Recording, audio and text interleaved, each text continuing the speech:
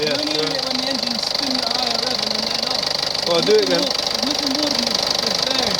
Either that or you tensionless plane, the proximity. I'll be checking all the pulleys and that anyway.